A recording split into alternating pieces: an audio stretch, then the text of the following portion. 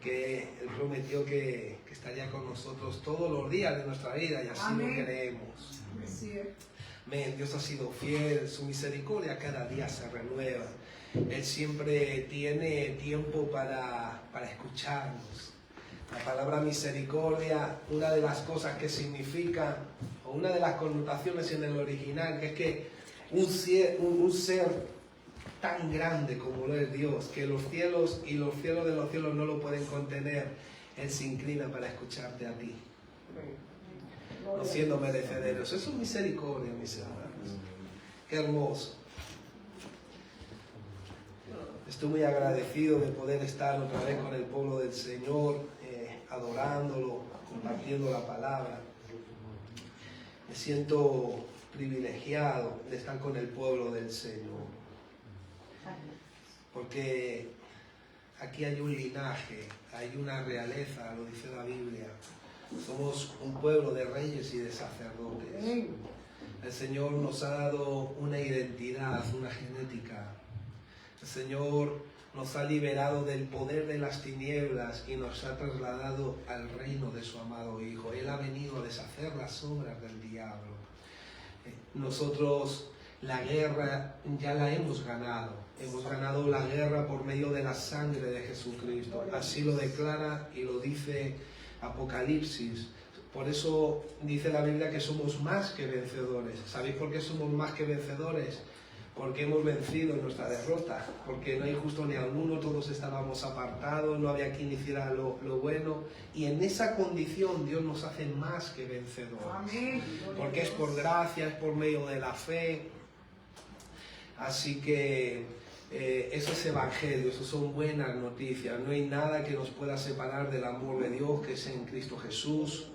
Somos un pueblo, hermanos, donde hemos recibido unas vestiduras espirituales que se definen con mostrar a Jesús. Para ver y entrar al reino de los cielos ha sido necesario nacer por la palabra y el Espíritu. Cuando dice nacer del agua y del Espíritu, el agua es la palabra. Y ha sido necesario nacer de nuevo. Nosotros somos un pueblo que vemos, que caminamos en el reino de Cristo.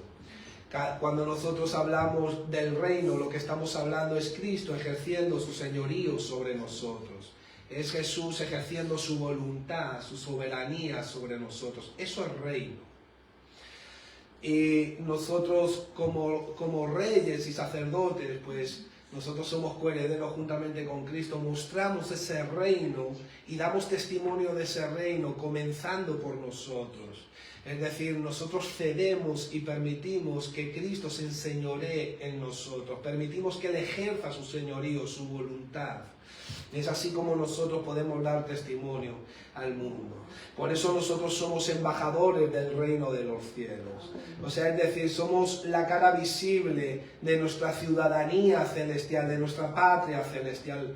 Usted es la cara visible de Jesús. La gente no puede ver a Jesús, pero puede verle a usted y ver a Jesús a través de usted.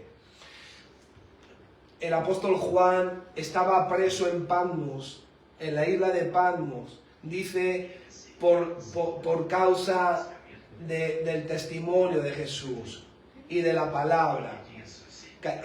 Los que portamos el testimonio de Jesús y la palabra sentimos como una persecución, como una oposición. Hablamos de tres enemigos y es una realidad. El mundo entero está bajo el poder del maligno, dice Juan, y hay un reino de las tinieblas que opera como espíritu del anticristo, se levanta contra todo lo que es Cristo, pero el peor enemigo es nuestra carne, el peor enemigo lo tenemos en nosotros. Pero gloria a Dios y gracias por Jesucristo, porque nos ha dado la libertad en el Espíritu Santo. Ahora tenemos la capacidad de arrepentirnos, de escoger bien, de permitir que Dios nos guíe por medio de su Espíritu, de comprender su palabra. Esa es la libertad del Espíritu. Ahora puedo decidir. Antes el pecado era un yugo que me tenía esclavizado y era el único recurso que yo tenía para poder escoger. Ahora no. Ahora tengo posibilidad de llevar el yugo de Cristo, de tomar mi cruz, de negarme a mí mismo.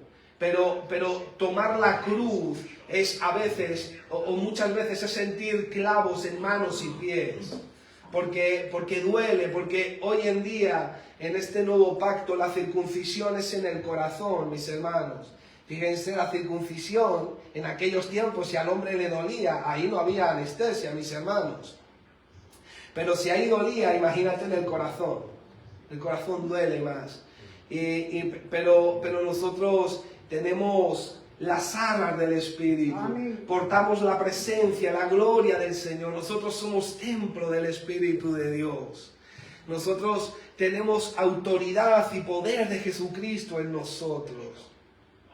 Tenemos la palabra, tenemos las promesas, tenemos al Padre que nos respalda, a Jesús que camina con nosotros. Nosotros, mis hermanos, hemos sido afectados por lo eterno.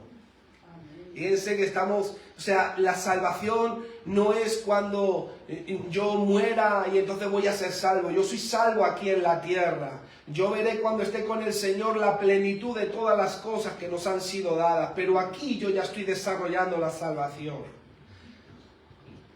El Señor te ha escogido para la alabanza de su gloria. Somos un pueblo para alabarle, para glorificarlo. O sea, mis hermanos, estamos en la antesala de una eternidad. El mundo en el que vivimos es efímero, es como un oasis en el desierto, que aparece y desaparece en un instante. Es como un abrir y cerrar de ojos, la vida del hombre debajo del sol. Pero cuando estemos con el Señor, será una eternidad. El apóstol Pablo decía que los sufrimientos temporales no tienen nada que ver con las bendiciones eternas que vamos a tener con el Señor. Estoy diciendo todo esto, mis hermanos, porque es muy importante que tú sepas quién eres, que no ignores tu identidad, lo importante que eres para el Señor, lo mucho que Él ha hecho por ti, cómo te ha capacitado con armas espirituales, con un nuevo corazón, con un espíritu nuevo donde Él se relaciona contigo. Él ya no está tan interesado en tus errores y en tus fallos, sino en cómo corres cada día para alabarle y adorarle, para buscarlo. Y cuento todo esto, mis hermanos y mis hermanas, porque estamos en medio de una lucha. Hemos ganado la guerra, pero no podemos ignorar la lucha espiritual que hay. La iglesia necesita tener discernimiento espiritual, saber qué es lo que está pasando. La palabra es espíritu y vida. El mejor arma para entender el mundo espiritual es la Biblia. Dios, la herramienta que usó para la creación es la palabra y sigue usando su palabra. Es la herramienta de Dios por medio de su espíritu para que entendamos. Estamos en una lucha espiritual ardua, constante, que es eminente, la podemos sentir, notar. El asunto es que no ignoro las maquinaciones de Satanás. A veces el Señor me da un mensaje y digo, no podemos pasar de hoja, quizá hay otro mensaje en la hoja siguiente. Y mis hermanos, el Señor apunta, y donde apunta uno tiene que hablar. Entonces, mis hermanos, hay hermanos muy hermosos, pastores, quizá hermanas que saben qué darle a la iglesia y ven la iglesia, analizan la iglesia y tienen palabras maravillosas. Pero el Señor no trató conmigo así desde el principio. Yo busco el mensaje, estoy orando a ver qué Dios quiere decir. Y cuando escucho una palabra la investigo por fe, camino ahí. Y hasta que de repente el Señor empieza a tratar conmigo de una forma especial a través del don y el ministerio que me ha dado. Y yo oré para el 2026, escuché una palabra, profanación. Y no entendí muy bien por qué el Señor me decía profanación, pero el Señor me empezó a tirar una línea desde 2020, los mensajes proféticos que nos ha estado dando. Porque el pueblo sin profecía se desenfrena. Pablo dice, no ignoremos las profecías, lógicamente siempre contextualizado en la Escritura. Amén. Porque, como decía el apóstol Pablo, no podemos ignorar las maquinaciones de Satanás. Y hoy, más que nunca, mis hermanos, o quizá como siempre, hay un culto libre ya al diablo. El diablo se ha quitado la careta, mis hermanos. La iglesia satánica ya se dio a conocer, ya hace unos años. La primera vez que la vimos fue en Colombia. Pero se ha quitado la careta, mis hermanos, y en organizaciones, instituciones gubernamentales igual. Porque la plataforma del anticristo está establecida y se está estableciendo. Entonces tenemos que ir viendo las señales de los tiempos. Las señales son muy importantes. En los contemporáneos de Jesús, y fíjense que los judíos, mis hermanos, cuando nosotros hablamos de los fariseos, los miramos como religiosos, pero los fariseos eran gente de Biblia, sabían mucho la Escritura. Ahí tenemos a Gamaliel, tenemos a Pablo, la gente muy entendida. Luego podían aplicarla con una motivación errónea, pero sabían mucho. Y todo el presbiterio de entonces, todo el Sanedrín tropezó en Cristo. No supieron discernir el tiempo de su visitación, discernir el tiempo en el que estaban viviendo. Así que el Señor nos habló de las señales del fin en Mateo 24 y en los demás evangelios sinópticos. Y mis hermanos, las señales son muy importantes. Pero es mucho más importante ser investido con poder del Espíritu Santo y ser testigo de Jesús.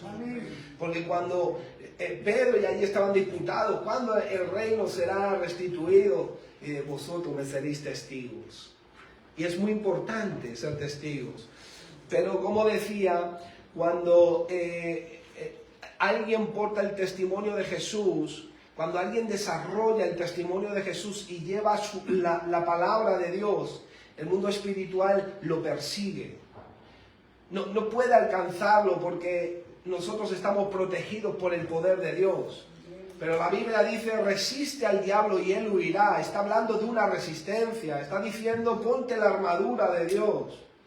Cuando dice que huirá, no está diciendo que tu santidad lo va a echar. Está diciendo que tu santidad te va a ayudar a resistir. Pero dice huirá. Y huye por el que viene a defender. Así que el Señor está con nosotros. Amén. Lo que el enemigo quiere, mis hermanos, es descalibrar nuestra forma de andar. Y tristemente, el tiempo profético para los postreros días, nosotros somos optimistas, nosotros somos una escuela de liderazgo, nos formamos, nos desarrollamos, evangelizamos, compartimos el evangelio. Y nosotros estamos creyendo que en Santa Pola hay mucho pueblo, en España y en el mundo entero, ¿no? Pero el marco profético no vaticina un avivamiento de multitud, sino un avivamiento de gente que ha resistido. Porque el amor de muchos se enfriará.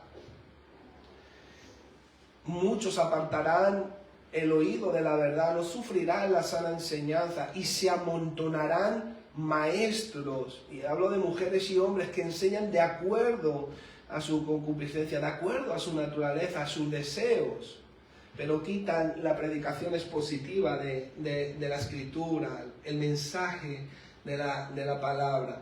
Por eso yo digo que es una apostasía dentro, y estoy hablando de esto porque hablamos la semana pasada, como introducción al mensaje, las consecuencias de profanar lo santo. Dice que se amontonarán maestros y maestras, o sea, mucha gente quiere tomar protagonismo y quiere tomar posición, pero no tienen el contexto, la preparación, el don, el ministerio, y enseñan de acuerdo a su naturaleza caída, a sus deseos, a sus pretensiones, y por eso la apostasía es dentro. Mucha gente va a buscar a muchos, y está pasando muchos mensajes motivacionales, para levantar a la gente. Yo no digo que sea malo en algunas ocasiones, pero muchas veces tratamos con gente que no se encuentra bien, pero es por el tipo de vida que están llevando. Quizá hay pecados, quizá falta meterse con el Señor, arrepentimiento, congregarse. Entonces, alguien que tiene problemas o alguien que no ha recibido a Jesús, por mucho que yo lo motive, o sea, es decir, no estamos para fortalecer el yo psicológico, estamos para tomar nuestra cruz, negarnos a nosotros mismos y seguir a Jesús. O sea, nosotros, la motivación y la esperanza que nosotros tenemos es que Jesús tiene el recurso. Él murió, fue crucificado. Él envía su Espíritu a ti. Él te perdona, tienes que aceptarlo, depositar tu confianza en Él. Y ahora hay una dispensación por la gracia, por medio del Espíritu Santo en la palabra. La palabra se materializa. Eso fue lo que a mí me impactó, mis hermanos. Yo empecé a leer tarde, pero lo que me impactó es que el libro, escrito hace 2000 años, se materializa hoy. ¿Por qué? Porque las promesas de Dios son en Él sí y amén. Son una realidad. Entonces, la vida sobrenatural del Espíritu, cuando entré en la vida del Espíritu Santo, fue lo que me impactó. Fue donde dije, wow, ¿esto qué es? Yo os he contado, mis hermanos, y no me da vergüenza decirlo, que es para mi vergüenza, pero hay esperanza para la gente. Yo fumaba hierba y venía el marihuanao a la iglesia, los ojos se me iban para todos los lados y se me quedaba mirando uno o una y decía, hasta que mira, que me está, ¿no? Todo rayado ahí con... Y venía nuestro pastor y decía, tú lo que tienes que hacer es que te bauticen Espíritu Santo y fuego. Mi madre que viene, que es bautista, decía, hijo, nosotros ya tenemos el Espíritu, ¿sabes? Pero el versículo dice Espíritu Santo y fuego. La Y es una conjunción de una cosa diferente. Todos hemos sido bautizados en un mismo espíritu. Pero yo cuando lo escuchaba hablar, que venía del Bronx, de Nueva York, digo, este está peor que yo, ¿sabes? Porque me contaba cosas, ¿no? Que parecían como inverosímiles, ¿no? Sí, mira, esto que está escrito, tú se lo pides a él y él te lo va a dar. Pero me llamó la atención por cómo él era, por mis padres, mis pastores. Y entonces empecé a orar en la Escritura y cosas se empezaron a materializar. Y yo creo que aquí hay gente que ha experimentado eso. Amén. Esa es la esperanza de la sociedad. Por eso dice que nosotros resplandecemos en medio de una generación mala y perversa. No dice al lado, detrás, no dice en medio. Y para estar en medio uno tiene que estar bien posicionado, bien anclado en Jesús, bien desarrollado y preparado, para no dejarnos llevar por las culturas que no sean las del reino. Y eso fue lo que usó el enemigo con el pueblo de Israel, hermanos. Entonces tenemos que discernir el tiempo en el que estamos. El Señor nos habló en 2020 de la apostasía y yo vi un eje, un antes y un después de apostasía. El Señor nos dijo que ministerios internacionales iban a caer y lo íbamos a ver. Pero yo vi una tristeza, un lloro del Espíritu, hermanos. No nos alegramos por eso. Y empezamos a ver ministerios sonados y todo eso caer, cosas que no eran, cosas que salieron a relucir y cosas así, ¿no? Pero el problema, fíjese, que no es uno que cae o uno que tropieza, sino los muchos que lo siguen y no disciernen y no se dan cuenta, mis hermanos, y dicen a todo amén y se lo comen todo. Por eso, mis hermanos, si yo os cuento un día algo y no está en la Escritura, a mí no me creáis, porque no soy yo, es la palabra de Dios la que tiene que guiarlo todo. Hay un orden, un diseño establecido por el Señor. Y ya estuvimos viendo cosas la semana anterior, no quiero pararme más ahí, pero el enemigo quiere profanar. Te lo digo con libertad en el Espíritu, en el nombre de Jesús. El enemigo quiere profanar. Esa palabra profanar lo que significa es contaminar lo santo. Es amancillar, degradar, deshonrar, envilecer, violar lo santo. Lo que quiere es corromper. Él lo que quiere, lo que significa esto en el original también es traspasar lo sagrado con un uso común. Hace referencia, cuando hablamos de profanación, tenemos que hacer referencia a todo lo que es separado, consagrado y preparado para el Señor y su servicio. Mis hermanos, Dios es santo, todo lo que Él hace es santo. Amén. Usted es santo, la Biblia dice, como Jesús es santo, vosotros sois santos.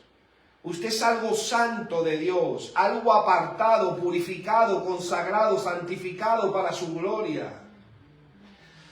Cuando hablamos que es santo, todo lo de Dios es santo. Dios se mueve en la hermosura de su santidad. Cuando hablamos de santo, es que lo que Dios hace lo aparta, no se mezcla, no mezcla lo santo con lo inmundo. Eso es profanar. Cuando queremos tomar lo de Dios y mezclarlo con cosas que no están dentro del diseño. En una ocasión estaba hablando con unos pastores y estaban diciendo, wow, unos focos aquí. Y yo no estoy en contra de los focos, yo no digo que... Pero él dijo, y esa fue la connotación, la iglesia tiene que evolucionar. Y le dije, no, hermano, la iglesia no evoluciona. La iglesia tiene un diseño, una identidad, una genética y tiene que desarrollarse dentro de ahí. Da igual la parafernalia, los focos, las luces, si la gente no adora en espíritu y en verdad, si la gente no ha nacido de nuevo, si no tiene a Cristo en su vida, no repercute, el Señor no lo recibe, no es depositado en las copas de oro. Lo mismo un día ponemos unos focos, pero que no estoy en contra de los focos, que no pasa nada. Había un hermano que cuando vio la batería dijo, ¡buah, ya entra el mundo en la iglesia! O sea, el problema no reside en lo exterior afecta, es verdad, pero el problema, mis hermanos, es en el corazón. Por ejemplo, Santiago dice, Dios no tienta, vosotros sois tentados de vuestra propia naturaleza caída. Y el texto enseña que tú eres seducido, atraído, excitado a hacer lo malo, pero es por tu naturaleza caída. Pero dice, si tú cedes, es decir, si le das cabida y empiezas a recrearte y le das corazón, entonces quedas embarazado de ese pecado y en algún momento das a luz y lo practicas. Y habla de muerte espiritual. Entonces, por eso el Señor nos da una herramienta muy poderosa, es un arma espiritual muy poderosa llamada arrepentimiento. Y eso es discernimiento. Por eso en hebreo la conciencia significa riñón. Porque la conciencia es el riñón que filtra la impureza. Tu conciencia filtra la impureza. No te creas todo lo que piensas, no admitas todo lo que hay en tu mente. Entonces, nosotros somos un pueblo que ha sido santificado, apartado. El plan del enemigo es contaminar, mezclar, para deshonrar al Señor, para corromperlo de Dios. Así que profanar es contraponer lo que significa santidad. Es cuando es la acción, la forma de vivir, la vida práctica, nuestra realización, cuando nuestra forma de ser transmite una idea opuesta que enfrenta, confronta, contradice el diseño de Dios en lo que somos y hacemos. Fíjense, mis hermanos, que el Señor nos ayude y que tenga misericordia de nosotros. Porque somos una iglesia relacional, intencional. No somos una iglesia de puertas para adentro, también para afuera. Tenemos que relacionarnos con la gente, que nos conozcan. Pero siempre portando el testimonio de Jesús. Dando a conocer a Jesús. Por eso es tan importante los discipulados, prepararnos, desarrollarnos, sembrar nuestra vida espiritual. Y es un trabajo, es una energía que uno tiene que desarrollar, es dinero, tiempo. Pero mis hermanos, luego usted da un fruto que le glorifica a Él se complace.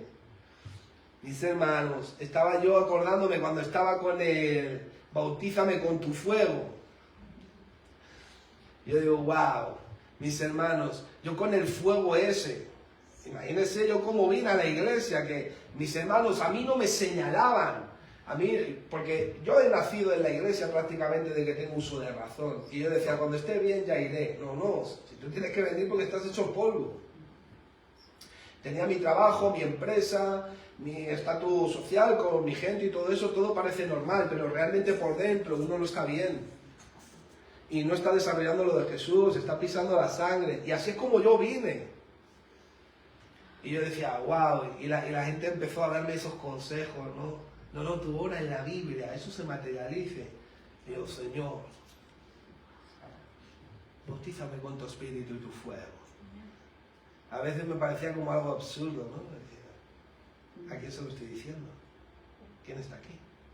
Porque cuando uno todavía no ha nacido de nuevo y no entra en la vida del Espíritu, oras y parece como que nadie está. Pero una madrugada una voz me dijo, coge un lápiz, coge algo para escribir. Cogí y escribí unas palabras que yo no entendía el idioma. Pero cuando yo escribí ese idioma, me dio la traducción y me dijo que me iba a dar lo que le estaba pidiendo, me dijo el mes, me dijo el día, me dijo la hora y me dijo el lugar, que era casi a 1 hora de aquí. Imagínense cuando me levanto por la mañana y se lo digo a mi mamá, bautista, aunque ella ya es más pentecostal, pero gloria a Dios por mi mamá que ha sido mi profe de teología y mi papá ha sido mi profe en la vida del Espíritu. No quiere decir que los dos no tengan las dos cosas, pero cada uno despunta en un movimiento como miembro del cuerpo de Cristo. Y eso tenemos que verlo, discernirlo y desarrollarlo. No queramos ser todo de todo. Hay algo que usted siente que el Señor lo ha llamado, desarróllese ahí. Ahí es donde vas a despuntar. Y yo se lo dije a ella y me miró como diciendo, bueno, ya estamos. ¿No? Y me dijo, vale hijo, muy bien. Ya cuando llegue la hora, ya veremos a ver. ¿Por qué? Porque cuando alguien da una palabra profética, la Biblia dice que tú tienes que esperar a ver si se cumple, si no fue presunción, Dios no habló. Y ella me miró con una cara, pero cuando llegó el día, la hora y el lugar, aconteció, mis hermanos, y se materializó lo que en la Biblia estaba escrita hace 2000 años, y mi vida nunca más volvió a ser la misma.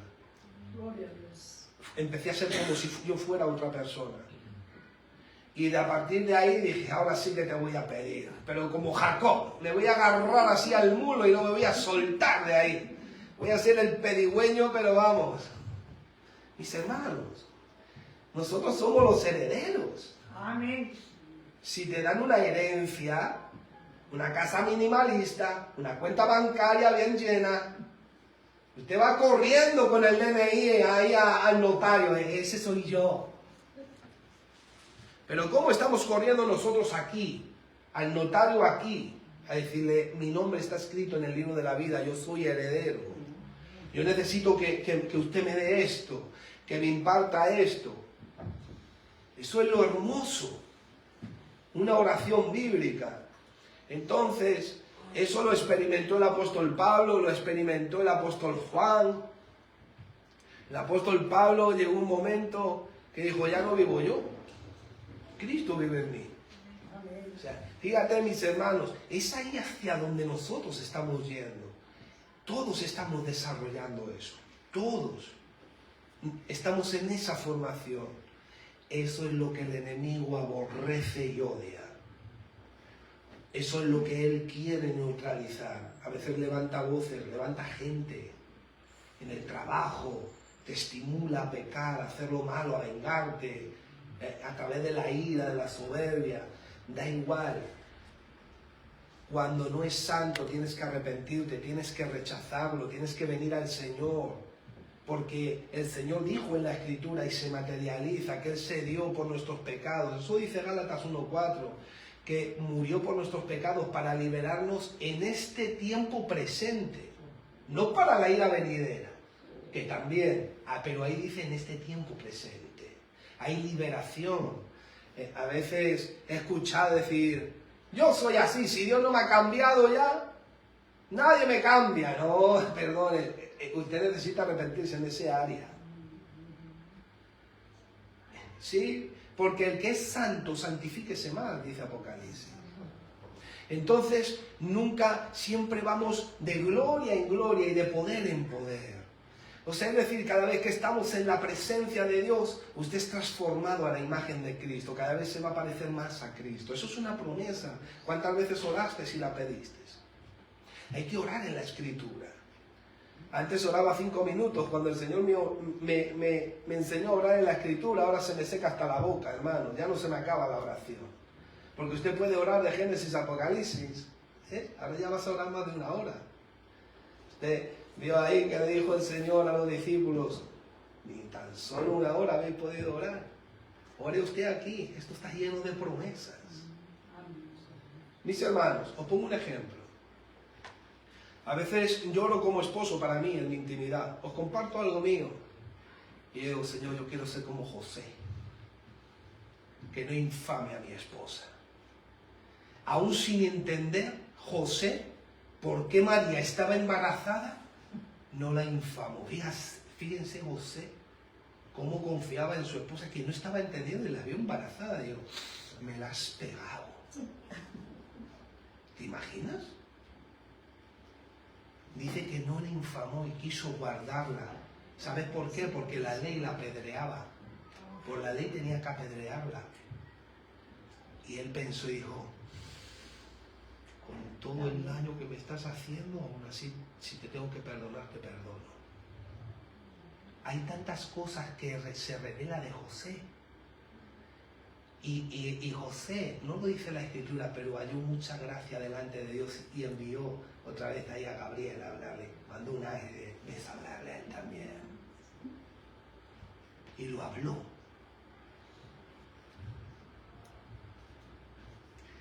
Qué tremendo, mis hermanos. Entonces yo oro y digo, Señor, yo quiero ser como José, que cuando yo no entienda las circunstancias, que yo no infame a mi esposa. Yo quiero ir con el espíritu de Elías, como iba Juan el Bautista, predicando con ese celo, esa pasión, sin decir atajo de víboras, eso no lo digo, si no, claro. Pero sí con ese celo, esa pasión que dice que el reino de los cielos sufre violencia y lo violento lo arrebata. Esa violencia no es que nos pegamos, sino es que hay un deseo descontrolado por coger lo de Cristo. Mis hermanos, lo que os estoy contando es apartarte para la palabra. Dios te da la palabra y tú te apartas para ella. Eso es santificarte. Dios te da un nuevo corazón, te da una nueva vida y tú te apartas exclusivamente para eso. Oye, que aquí, que allá, que allá. No, yo estoy aquí apartado. Luego Dios te manda y te mete en medio. Y te acuerdas del tiempo del proceso. Y dices, no me gustaban esos tiempos.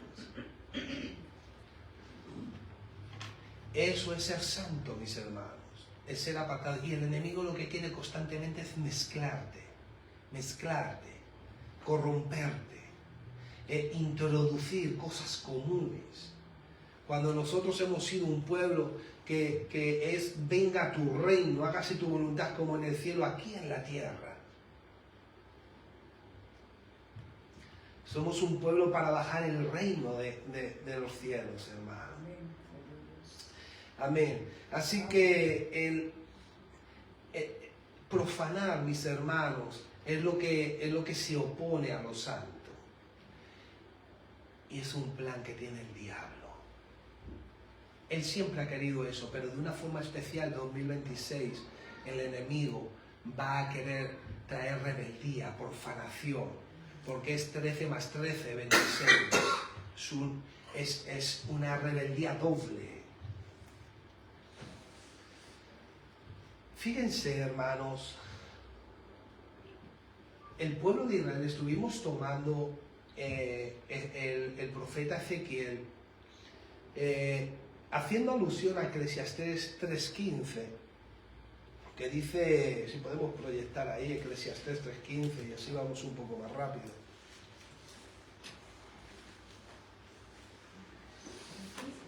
Eclesiastés 3:15.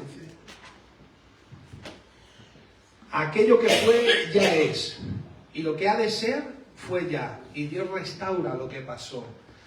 Por eso Salomón decía que no hay nada nuevo debajo del sol. Nosotros vamos en bucle. Dios vuelve a restaurar. Por eso alguien dijo que el que no aprende de la historia comete los mismos errores. Y nosotros estamos tratando este tema en Ezequiel, porque en Ezequiel lo que se ve es la apostasía del pueblo de Israel, que fue cuando ellos sufrieron la deportación babilónica. Nosotros ya estuvimos hablando la semana pasada de cómo eso va a suceder en la iglesia. Y no es porque el Señor no te respalde, no es porque Dios no esté contigo, sino es porque es por la apatía, por la frialdad, y por causa de que la maldad se multiplicó, el amor de muchos se enfría. O sea, Dios nos hace, mis hermanos, ¿no te desafía esto? Y yo digo, ¿cómo que se me va a apartar a mí el oído de la verdad? ¿Cómo que el enemigo va a enfriar el amor que yo tengo por el Señor? No te da a ti por armarte y decir, pues si antes oraba una, ahora oro dos. Si antes escudriñaba una, ahora voy a escudriñar 2 horas. Ahora me voy a implicar, ahora voy a trabajar más en esto. ¿No te dan ganas de eso? Porque es una palabra que se la está dando a la iglesia, hermanos. Pero el Señor no nos dice esto como un mensaje pesimista. Es una palabra profética como la del huerto del Edén. Cuidado, no comas aquí, que el diablo quiere causarte la muerte. No era una palabra amenazante, era un aviso profético de papá.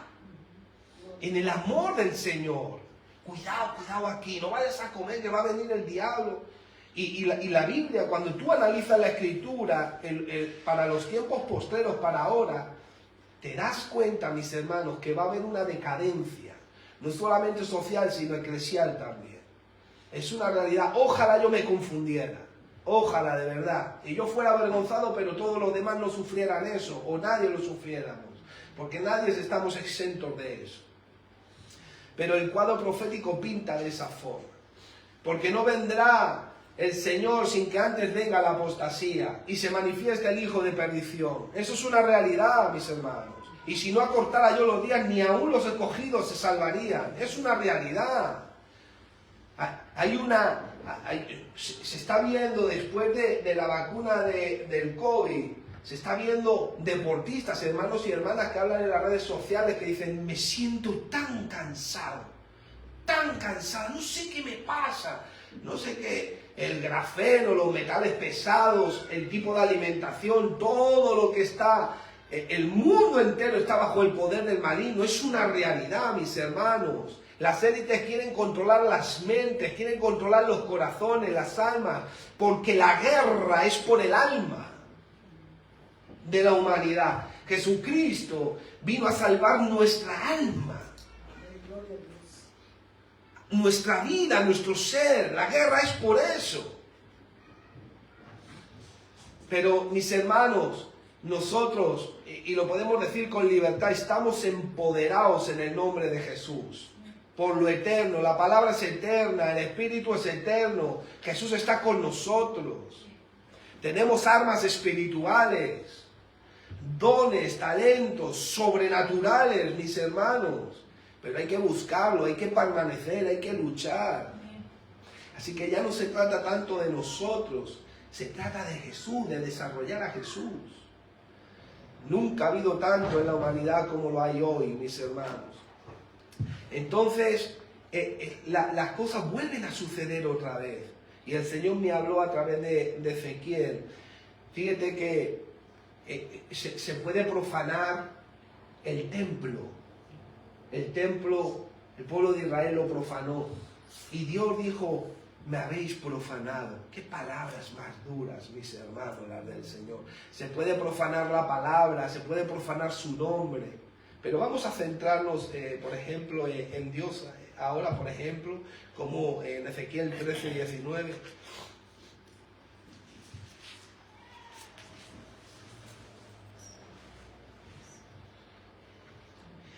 Y habéis de profanarme entre mi pueblo por puñados de cebada y por pedazos de pan, matando a las personas. Pero fíjate, y habéis de profanarme, o sea, en primera persona.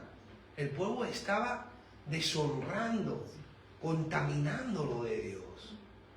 Estaba envileciendo, degradando, como quitándole la dignidad a lo que Dios era. Diga, por el materialismo. Materialismo. Cebada, panes, materialismo, mis hermanos. Ustedes saben, dentro del santuario le estaban dando culto a Talmud. Dentro del templo, que era una diosa pagana de la prosperidad, un dios pagano de la prosperidad, perdón. Fíjense en el capítulo 22 de Ezequiel, el versículo 26, vamos a analizar algunos versículos.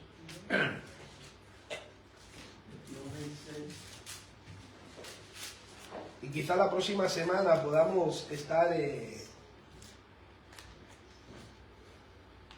extrayendo más aplicación que hoy. Hoy quiero que veamos unos versículos. Sus sacerdotes violaron mi ley y contaminaron mis santuarios. Entre lo santo y lo profano no hicieron diferencia, ni distinguieron entre inmundo y limpio. Y de mis días de reposo apartaron sus ojos, y yo he sido profanado en medio de ellos. Se lo está diciendo al pueblo de Israel, mis hermanos. Al pueblo de Dios, al mismo que le dijo, vendrán días que os daré un nuevo corazón, una mente nueva, un espíritu recto, y escribiré mi ley sobre vuestros corazones. Vosotros me seréis a mí por pueblo, y yo a vosotros por Dios. Pero ese evento es lo que te ha pasado a ti y lo que me ha pasado a mí. Porque judío es el que lo es en el espíritu. ¿No dice eso, Romanos? Y circuncisión es la que se hace en el corazón. Si un judío natural en Israel no nace en el espíritu, para Dios no es judío. O sea, espiritualmente hablando, no entra dentro del pacto. Lo dice Romanos cuando analizas el capítulo 11 al 14. O sea, el remanente de Israel tiene que nacer de nuevo, porque judío es el que lo es en el espíritu. Así que fíjate cómo el pueblo profanó a Dios. Fíjense en Levítico 21:12, el Señor dio un mandamiento de no profanar, de no mezclar, de no hacer común, de no degradar el templo. Fíjense en Ezequiel capítulo 5, versículo 11.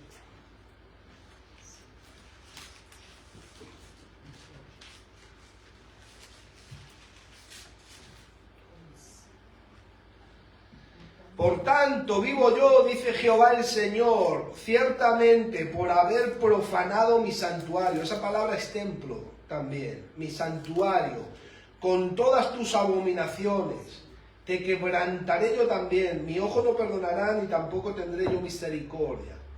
O sea, contaminaron mis hermanos, trajeron inmundicias, amancillaron, degradaron, deshonraron, envilecieron, violaron el diseño para el templo de Dios. Corrompieron con lo común el templo de Dios.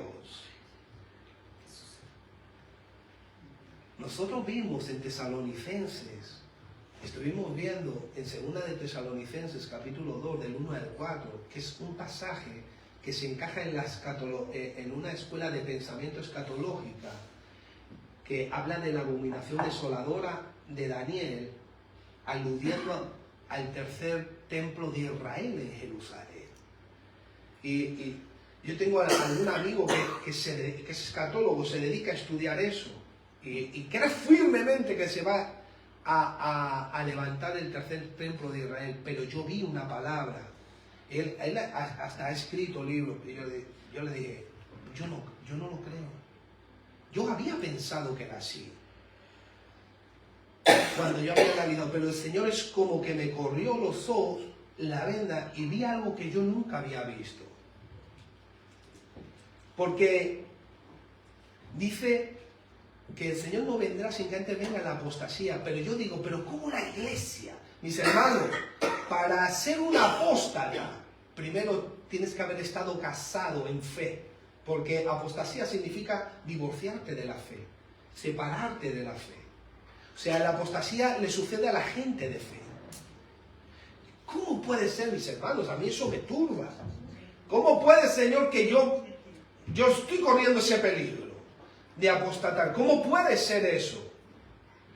Y el Señor me respondió en el mismo, o sea, yo sentía y estaba analizando el pasaje y dice que cuando se manifieste el Hijo de perdición se levantará contra todo lo que le da culto a Dios y se hará pasar por Dios y se sentará en el templo como si fuera Dios. Y justamente allí nació una pregunta, esa pregunta del Espíritu me dijo, ¿quién es el templo? Dije yo. Y empecé a entender la apostasía, porque ¿cómo puede ser que la gente de fe se vaya enfriando al punto de taparte el oído de lo que tanto nosotros amamos, que es la palabra de Dios? ¿Cuántos aman la Biblia? La palabra de Dios es parte del corazón y de la mente de Dios. Amamos la palabra de Dios. ¿Cómo puede ser que van a haber muchos que van a apartar el oído de eso? No van a sufrir la sana doctrina. Cuando se dice doctrina es sana enseñanza, no solamente la fundamental, sino la periférica para la vida práctica. Por eso la iglesia es columna y baluarte de la verdad, porque soporta el peso de la verdad. ¿Y cómo puede ser eso? Y el Señor me hizo ver que en el tercer tiempo de Israel, que quieren levantar actualmente, y que se dice que ya están preparados los sacerdotes, la vaca lazana preparada y todo eso, el Señor me hizo ver que la primera gota de sangre que se derrame ahí, eso ya era abominación para Él. O sea, es decir, que se dice que el anticristo, cuando se manifieste en una escuela de pensamiento, y es muy normal esa escuela, es muy común entre la iglesia, que los 3 años y medio primeros de la gran tribulación pacta con el pueblo de Israel y se levanta, ya se ha levantado el tercer templo y entonces sacrifica, pero que a los 3 años y medio le da verdaderamente la cara, rompe el pacto y empieza a lo mejor a sacrificar cerdo o a hacer yo no sé qué, ¿no? O niños o humanos o vete tú a saber, ¿no? Entonces esa es la abominación, pero Hebreos, toda la carta a los hebreos nos muestra que la única sangre que Dios acepta es la de Jesucristo. Jesucristo es el animal sacrificado una vez para siempre por los pecados. Por lo tanto, entendí que en el primer momento que ellos sacrificaran, no había que esperar a los 3 años y medio. La primera gota era abominación, porque ellos se lo van a dirigir a Dios. Y yo dije, entonces, ¿dónde se sienta el templo? ¿Dónde se sienta ese espíritu anticristo, hermanos? Es un mover espiritual. Por eso dice Timoteo, dice, el apóstol Pablo dice, el Espíritu Santo anuncia claramente que en los postreros días muchos apostatarán de la fe, escuchando espíritus inmundos, enseñanzas de demonios. O sea, es decir, el enemigo está hilando. ¿Usted se acuerda cómo tentó el diablo a Jesús en el desierto? Diga la iglesia, con la Biblia. Pero descontextualizada. Cuando tú analizas el Evangelio con el Salmo 91, es otra motivación. Sí, es verdad, que habla con la Biblia. En el satanismo se lee la Biblia. Lo que quiere es descontextualizarlo. Por eso tu conocimiento es muy importante en la Escritura. Entonces yo entendí que el enemigo hila muy fino. Y entonces nosotros hemos hecho algunos análisis por las redes sociales, de púlpitos, de cosas que se están aceptando. Y yo me llevo las manos a la cabeza, hermanos. A ver, Dios mío, ¿eso qué es? ¿Cómo puede ser eso? Yo noto, siento y veo que no es de Dios. Doctrinas diferentes, basadas en tantas cosas, no lo digo como crítica, oramos por ellos. De hecho, mis hermanos, aquí nos pegamos 30 días de ayuno por eso, en favor a ellos, a nosotros, porque no estamos exentos de tropezar y caer. Así que el asunto, mis hermanos, es que, fíjense en el capítulo 7 de 22-24,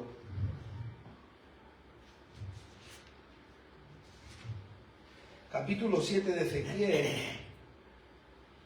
versículo 22 y 24, mis hermanos, al que más se le da, más se le demanda. El Espíritu Santo vive en usted. El Señor no se va a aceptar con las migajas del mundo. Usted le pertenece, Él murió por ti. Usted es su propiedad. Y hay que aceptarlo. Si no, vamos a sufrir las consecuencias, hermanos. Capítulos, yo no estoy hablando de la salvación. El que yo dijo que es salvo, para mí es salvo. Porque la salvación viene del Señor. Amén. Yo lo que estoy hablando es llegar vivo al cielo sin que el diablo mate tu salvación aquí en la tierra. Porque el que resista hasta el final, ese será salvo. Eso lo estaba diciendo el Señor. Pero la salvación es por gracia, no por fe.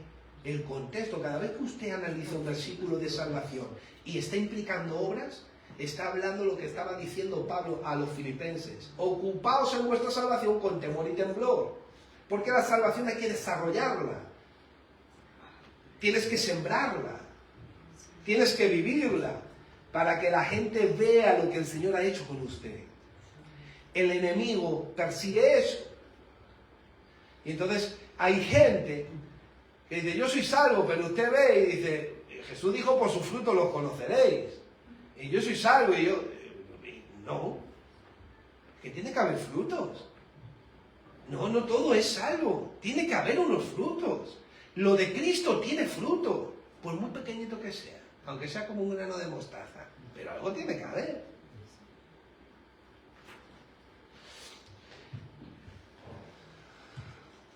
Capítulo 7, versículo 22. Y apartaré de ellos mi rostro, y será violado mi lugar secreto. ¡Wow! Pues entrarán en él invasores y lo profanarán. Versículo 24. Traeré por tanto los más perversos de las naciones, los cuales poseerán las casas de ellos, y haré cesar la soberbia de los poderosos, y sus santuarios serán profanados. Sus santuarios en plural.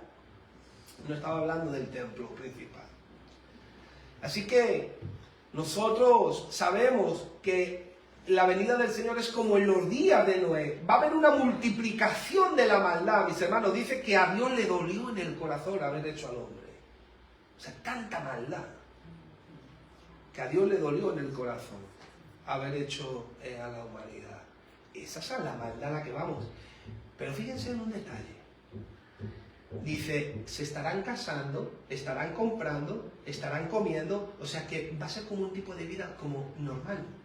O sea, el pecado va a ser al nivel de ahí, pero el estado social aparentemente será en paz y seguridad, comiendo, bebiendo, como algo normal.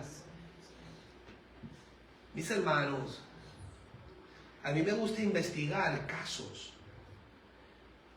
Yo lloro con los casos de pederastia, me quebranta el corazón, pero yo no lo ignoro, no me arruga. Yo le decía el otro día a mi padre y a mi madre, digo, ¿tú sabes que los españoles somos mucho de callar? Aquí nadie dice nada, como todo va bien.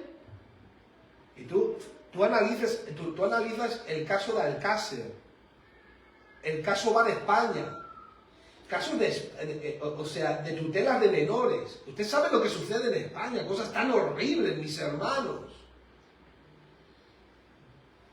La gente viendo Salsa Rosa, esto de cuenta de Jorge Javier Vázquez, que no tengo nada en contra de él, el Señor toque su corazón.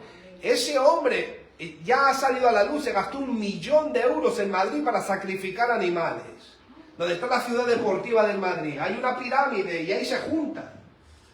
Una secta satánica tremenda en Madrid, eso está ocurriendo en mi país. O sea, cuando tú analizas Venezuela, Montaña Sorte, Colombia. Cuando tú analizas el mundo y te das cuenta, mis hermanos, que hay una maldad tremenda. Salió un hermano llamado Josué Irión, investigó a Disney casi 3 años. Él vive, creo que en California, creo que él está allí. Es el único, mis hermanos, que le ha ganado un juicio a Disney. Disney es, creo, 80 veces más rico que la NASA. Pero ¿quién puede contra Dios? Sacó todos los mensajes subliminales, sexuales, en contra de los niños. Todo tiene un mensaje subliminal. Y Josué Dios, un hermano nuestro, un pastor brasileño, estuvo investigando casi 3 años y los llevó a juicio allí, los denunció y se presentó 80 veces más ricos que la NASA. Y no tiene a lo mejor... pero nosotros tenemos un abogado muy poderoso. Y le ganó el juicio y reconocieron, asintieron. ¿Cuántos niños están diciendo que están desapareciendo en pasillos secretos por ahí? Y la iglesia sigue consumiendo Disney. Esa es la realidad. Seguimos. Mi pueblo pereció por falta de conocimiento. Yo tengo que saber en qué mundo vivo, qué está pasando. Yo no puedo, porque mis hermanos, lo peor delante del Señor es la ignorancia. Porque el Señor nos ha dejado su palabra que alcanza los 3 verbos gramaticales, pasado, presente y futuro. O sea, hay una lucha por nuestros hijos, por nuestras propias almas, por todo. Usted ve, y parece ridículo, pero usted ve, ¿cómo se llama? Así, el Spiderman, una invocación en el mundo del satanismo. ¿Cómo tira la tela de araña? ¿Es eso casual? Oye, no podía tirarla haciendo así al Señor. No, tiene que ser invocando. O sea, todo apunta. ¿Por qué? Porque el mundo entero está bajo el poder del maligno. Lo dice la Biblia y Dios no miente. Así que, fíjate que cuando el pueblo profanó lo de Dios, vino un juicio de Dios contra el pueblo. El Señor entregó su santuario en manos enemigas para que lo profanaran y lo destruyeran. ¿Te das cuenta, mis hermanos, cómo yo voy a ignorar y voy a ser apático a lo que Dios me está mostrando? ¿Usted te imagina que yo me voy al carnaval vestido de Spiderman con lo que te estoy contando? Este pastor hipócrita, ¿qué está haciendo? O sea, ¿cómo yo no? Yo tengo que tomar el dominio propio de lo que está sucediendo y de lo que yo sé, ¿o no, hermanos? Amén. ¿No te desafía esto a la lucha? ¿No te motiva? ¿No te gusta la acción espiritual en el Señor? Mis hermanos, todo el que quiera vivir piadosamente en el Señor, dice la Escritura, no, mis hermanos, va a experimentar lo que es el oprobio, el sufrimiento, la carga.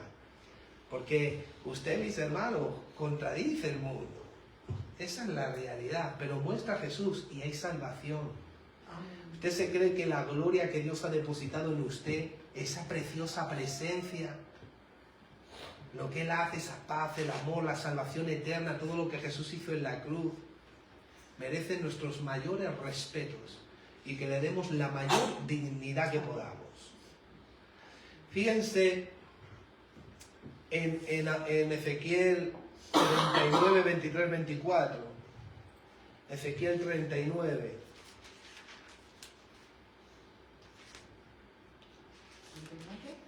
¿39? 39, 23, 24. Ya le estoy diciendo al Señor que después de este mensaje me dé cosas ya. Señor, quiero hablar del amor. Del amor todo el año. Sí, ¿no? Porque uno, para mí, no es fácil. Cuando le dijeron una Jonás que tenía que ir a Nínive, se cogió un banco y se venía para España. Para España, dice el texto, Tarsis, creo que era. Era una cosa, digo, ¿cómo? Porque Jonás había profetizado la victoria en el campo de Ararat. Él estaba acostumbrado a profetizar victorias, pero cuando tenía que ir a Nínive, que jugaban con las cabezas al fútbol, digo, ¿cómo? Yo ahí no voy. Y se fue. No es fácil servir al Señor, pero el Señor te empodera, te prepara, te capacita, te desarrolla, te da los recursos. Pero uno siente las cosas. Por eso el Señor te dice, esfuérzate y sé valiente. Esfuérzate y sé valiente. Fíjate, 39, 23, 24. Y sabrán las naciones que la casa de Israel fue llevada cautiva por su pecado, por cuanto se rebelaron contra mí, y yo escondí de ellos mi rostro y los entregué en manos de sus enemigos, y cayeron todos a espada. Conforme a su inmundicia y conforme a sus rebeliones, hice con ellos. ¿Ves? Lo que está diciendo es, ellos estaban pecando en mi contra. Estaban envileciendo el santuario, estaban aceptando cosas que no tenían que aceptar, estaban tomando lo santo como algo común. Lo que hizo es, bueno, ¿queréis eso? Os entrego a vuestro pecado. Solamente hizo eso, os entrego a vuestro pecado. Vosotros estáis cogiendo la condición pagana del mundo, muy bien, te entrego a ellos. ¿Tú quieres eso? Muy bien, te entrego ahí. Ya, ahora, cuando Dios retira el rostro, tú pierdes toda sensibilidad con la presencia de Dios. Cuando Él retira el rostro, tú ya no puedes sentir a Dios, no sabes hacia dónde ir. Lo más duro que sufrió Israel fueron casi 800 años donde Dios no les habló. Eso es lo más duro, cuando Dios no te habla, cuando no sientes al Señor en las cosas. Y es como en el libro de los jueces, ¿no quieres aprender dentro? Muy bien, vas a aprender fuera. ¿No quieres aprender conmigo? Muy bien, te entrego a tus enemigos. ¿Tú quieres lo pagano? ¿Quieres lo del mundo? Muy bien, ves, yo te entrego a ello.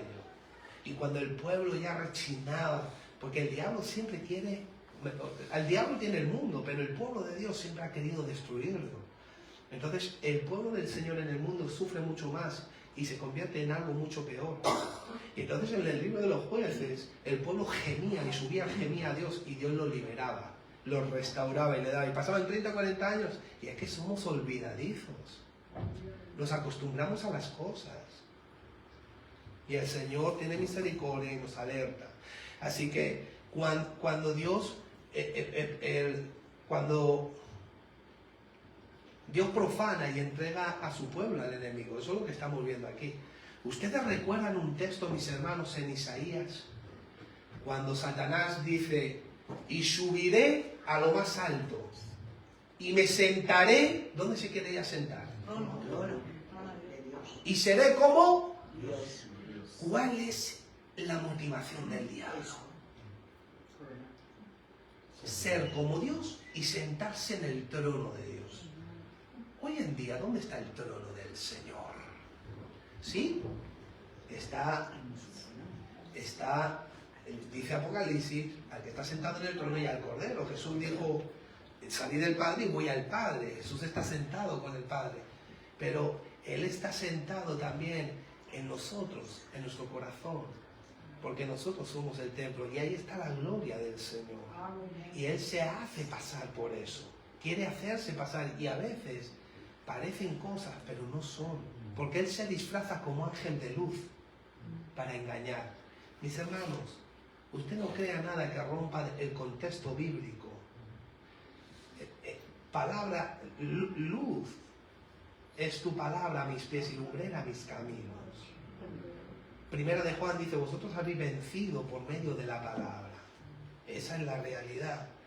Mis hermanos, no os quiero cansar más. El próximo día seguiremos con el mensaje, porque veo que hay más, mis hermanos. Así que el asunto es abrir los ojos y continuar en ese proceso. Fíjense, hay versículos que son generalidades de Dios. Por ejemplo, en Tesalonicenses dice, la voluntad de Dios es vuestra santificación. El Señor quiere que vivamos ahí, apartados para Él, resplandeciendo en medio. Pero hay que retener el testimonio, que nadie te lo quite, que no profanen la casa del Señor, la cual eres tú. Amén. Amén. Vamos a ponernos de pie por un momento y vamos a orar. Padre Santo, en el nombre de Jesús, te doy las gracias porque hoy he podido hablar de tu palabra. Reconozco que soy siervo inútil, Señor, pero tú haces hablar a las piedras. Así como tú dijiste a aquellos religiosos que si estos se callasen aún, las piedras clamarían. Gracias, amado Dios, porque Pedro dice que somos piedras vivas. Estábamos endurecidos, pero por tu gracia hoy podemos, Señor, estar a tus pies glorificándote. Gracias, amado Dios. Oramos de forma especial como iglesia, como pueblo, unidos, para que tú nos guardes, Señor, de profanar el templo, de aceptar, Señor, lo que a ti no te agrada. Queremos ser adoradores en espíritu y en verdad. Queremos ser un pueblo que te honre no solamente de labios, sino con el corazón. Por eso te ruego, Señor, que tú nos des discernimiento, que tu Espíritu Santo guíe cada paso. Oro, Señor, para que tú provoques el querer como el hacer para ocuparnos en todo lo que tú nos has dado. Queremos vivir apartados para ti. Eres el amor de nuestra vida. En el nombre de Jesús. Amén. ¿Por qué no le damos un aplauso al Señor? ¡Aleluya!